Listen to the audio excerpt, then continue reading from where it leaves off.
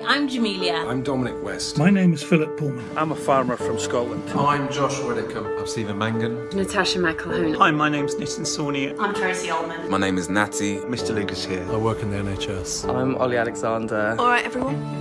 2 years on, it's clear that there are very few positives. This is not what we voted for. Neither the government nor the people had very much information about the implications of Brexit. The final deal is not going to be what anyone voted for on either side. Democracy should protect us from politicians who make promises they never intended to keep. We are barrelling towards either a bad deal or a no deal. Do you know what? This isn't for me. Even my friends and family who voted to leave didn't vote for no deal or a bad deal. Imported hormone beef and chlorinated chicken. That's not what we voted for. Europe for me is about peace. Working together to bring about change. We can travel freely around the 27 different countries of the European Union. That we want a conversation about what's going to happen for the future. The people were misled and lied to.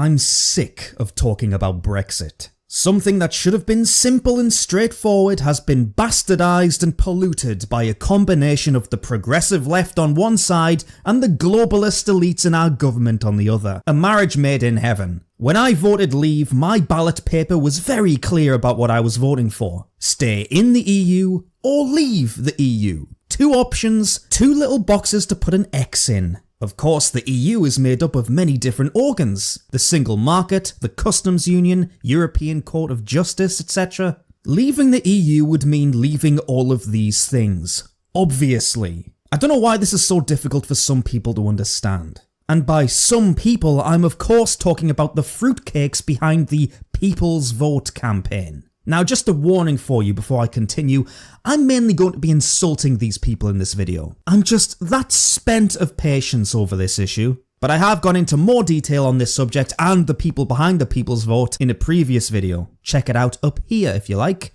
Enjoy. But for the benefit of latecomers, let's do a little recap here, shall we? Over 2 years ago now, although it feels like yesterday, on the 23rd of June 2016, Britain voted to leave the European Union in a referendum. It was the biggest democratic vote in British history, by the way, with a 72% turnout and over 17 million people voting for the leave side, including little old me. Yet despite this, despite these history-making numbers, one side refused to accept it. One side threw their toys out the pram and demanded a do-over because wow, we didn't win and we're upset. And hashtag xenophobia, even though the Prime Minister at the time, David Cameron, was very clear. This is a huge decision for our country, perhaps the biggest we'll make in our lifetimes.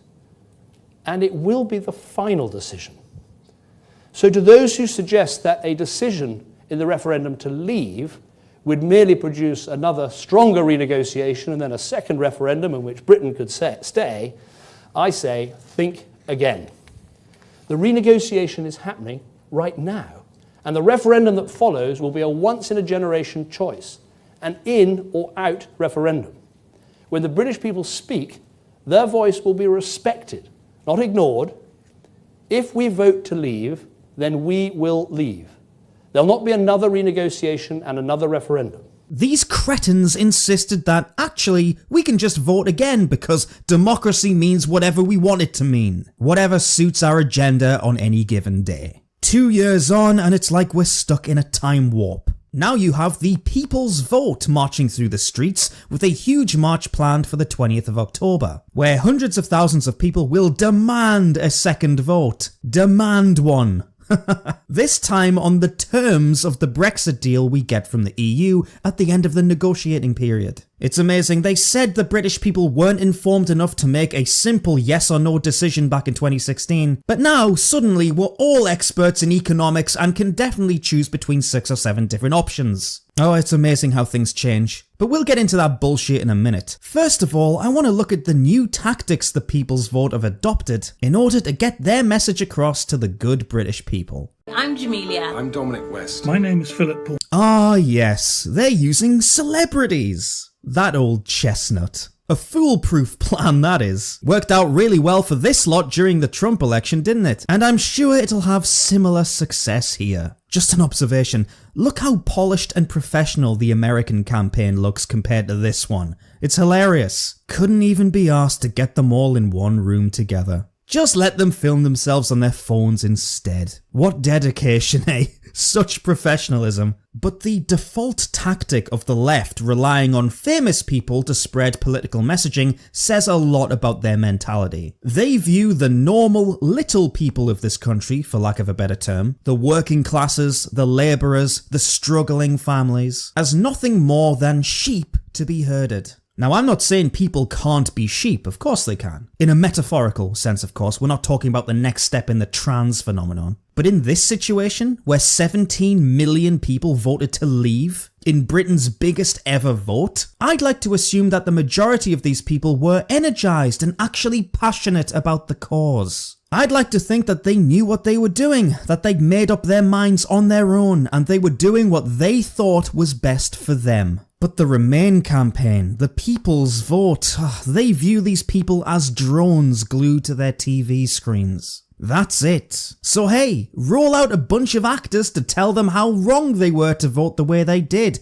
That ought to sort them out. It's so condescending. Why would a factory worker in Sunderland give a shit about what Patrick Stewart thinks? Oh no, Professor X is telling me that I was lied to and manipulated. I think I'll change my mind now. The reason the left uses celebrities is because they have a fundamental disconnect with normal people. They rely on successful public figures because they run in the same social circles. They're part of the same clique. They're all from a world so utterly divorced from reality. They can't identify their own lack of self-awareness. Membership of the EU affects real people in real ways. Ways that the celebrity-worshipping left don't have to deal with, and this is why they will fail. And they just want any excuse to mingle at parties with famous people. There is certainly that shallow element to this as well. Even my friends and family who voted to leave didn't vote for no deal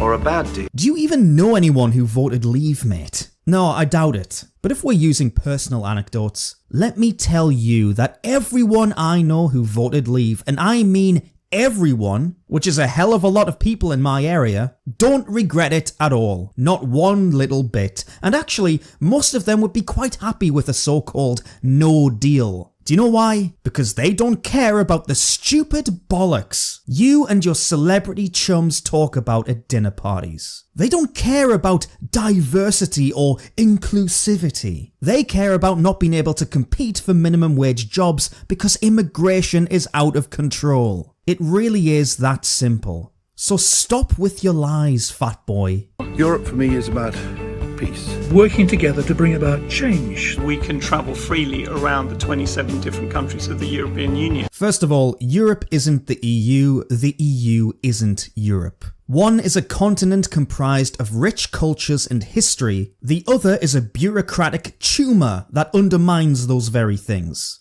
This blurring of the lines, likening Europe with these gimps, is yet another tactic of the Remain side, who try to make us feel guilt by suggesting we're all little Englanders who have an irrational hatred of European people, rather than our quite justified objections to gobshites like Guy Verhofstadt and the influence of George Soros and his billions. But the EU is about peace, is it? Why do they want an army then, huh?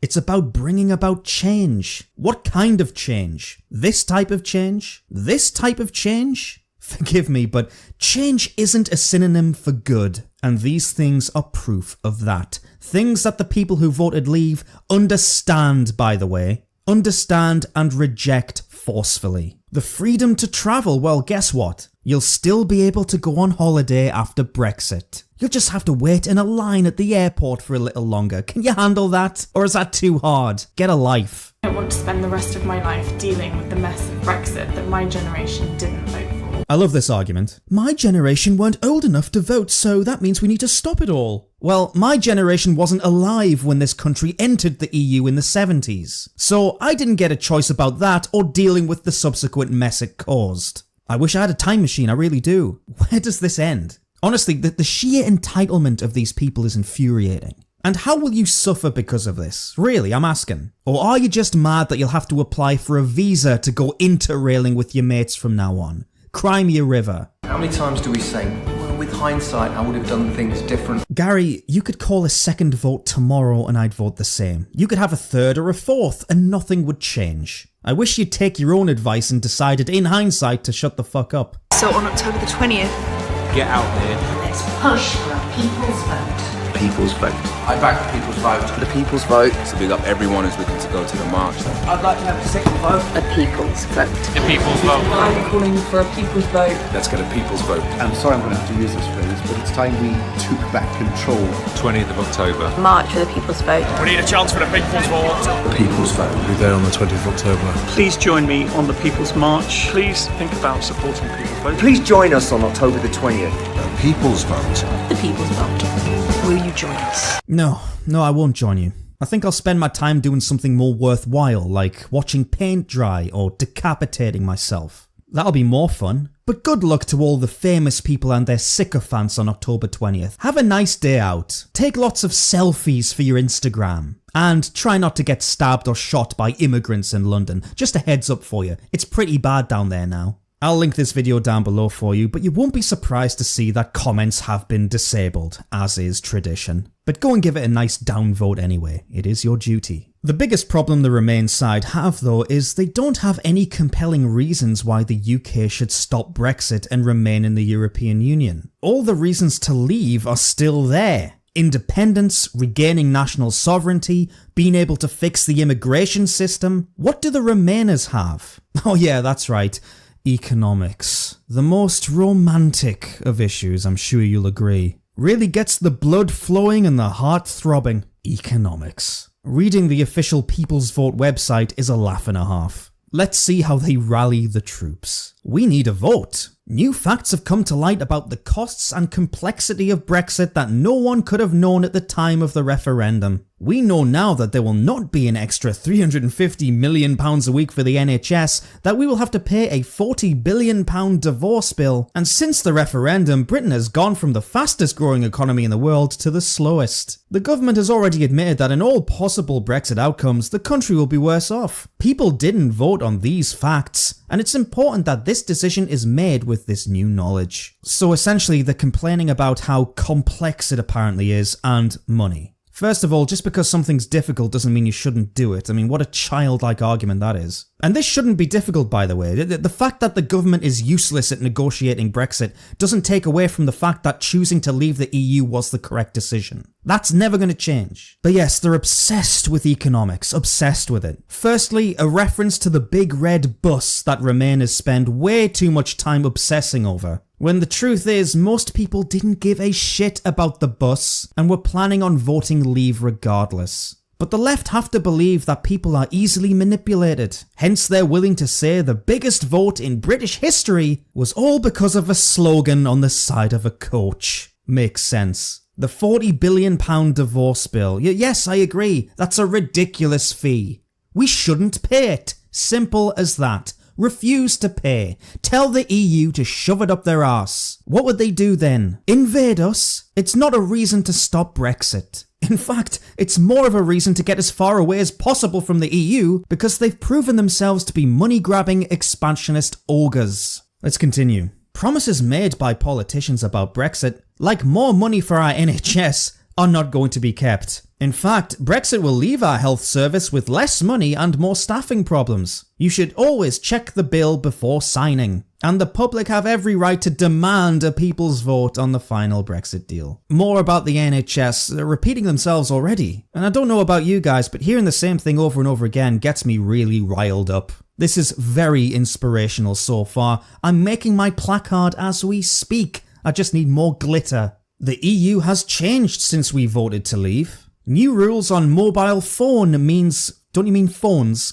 Who wrote this? Jesus. New rules on mobile phones means we no longer face the same bills we once did when using our mobile phones abroad. The EU also agreed trade deals with both Japan and Canada and is about to start trade negotiations with both Australia and New Zealand. The Brexit that was promised is not the one that's going to be delivered. You should always check the bill before signing, and the public have every right to demand a people's vote on the final Brexit deal. Oh my word. The EU has changed, has it? No, it hasn't.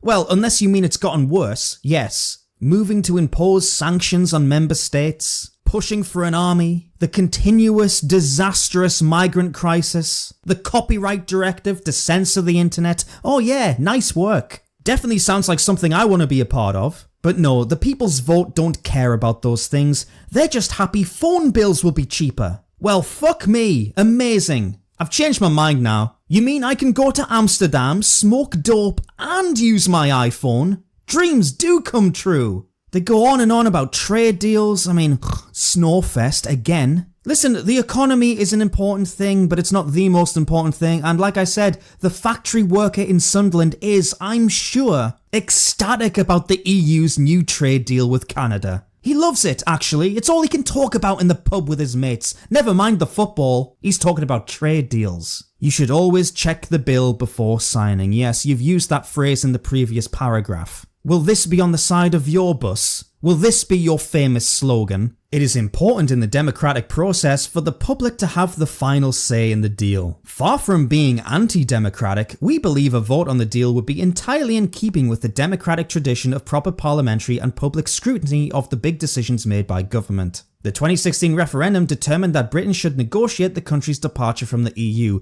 and the People's Vote campaign respects that decision. Do you? However, the terms on which we leave and Britain's future relationship with the EU were never formulated or put to the public in the referendum, and much more information and hard fact about this exists now than was available then. As the detail of the deal becomes clear, what would be anti-democratic would be to give the public no further say in decisions that will dictate the country's future for decades to come. Well, finally, we have a word salad on what proper democracy is. They claim they respect the referendum result for Britain to leave the EU, yet they want to vote on the specifics of the exit. This basically means that they want the options to remain in the single market, the customs union, the European Court of Justice, so essentially staying in the EU.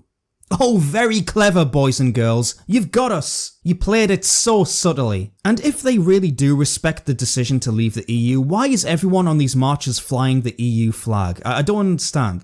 This doesn't make sense. It doesn't add up. But we all know what you want, really, don't we? Listen, like I said at the beginning of this video, I'm sick and tired of this. Right now, I don't want to be eloquent. I don't want to be polite. All I want to do is to tell these annoying people to fuck off. So I will. Remainers, people's voters, celebrities, fuck off. Just fuck off. You're globalist shills. You don't care about this country in any real way. You view its citizens as nothing more than economic units, slaves to the GDP. Well, there's more to life than that. So fuck off. We're done with you, the EU, all the bullshit, but by all means, have your little march in a couple of weeks. I'm sure it'll be a good turnout. Pat each other on the back, suck each other off, hug a woman in a hijab. Hey, you'll have a blast. The rest of us will be getting on with our lives, peacefully basking in the knowledge that your side is losing. And trust me, you will lose in the long run. You'll frustrate the process as much as you can, you'll make a lot of noise, you'll wheel out Patrick Stewart and Bob Geldof a few more times to tell us all how stupid we are, but you'll lose eventually. Goodbye and good luck. Oh yeah, and don't forget, I really want to say, fuck off. Do you know what? This isn't for me. Thank you all very much for watching once again. As you can tell, I'm just about done with this stuff. This Brexit thing is just, it's a headache. And these people are infuriating. If you'd like to support this channel, you can do so in a couple of ways. The first way is via PayPal. The link is down below as always. Thank you to everybody who's been so generous. I really appreciate it. Or you can be a monthly patron of mine. $5 a month or more will get your name at the end of every single one of my videos as a credit, like these gorgeous angelic beauties right here. You guys keep this channel going. I wouldn't be able to do this as often if it weren't for you, so thank you so much. Alright, I'll see you later in the week. Adios.